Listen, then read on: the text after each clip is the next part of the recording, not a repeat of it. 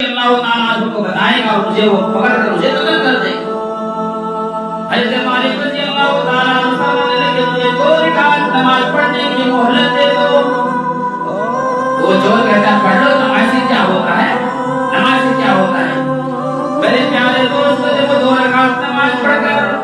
اللہ تبارک و تعالیٰ سے دعا کرتا ہے یا الودود یا ذو العرش المجید یا ارحم الراحمین، اللہ تبارک و تعالیٰ کے سامنے جب 2 رکعت نماز پڑھ کر کہتا ہے یا ارحم الراحمین، میرے پیارے دوستو آسمان کے دروازے تمام کے تمام آسمان کے دروازے ہلنے لگے، پھر کہتا ہے یا ارحم الراحمین، اور یہ جو گنڈا یہ چور جو ہے اس کو قتل کرنے کے لیے تلوار لیے ہوئے ہے اور اس کو قتل کرنے چاہتا ہے۔ ایک آواز آتی ہے لا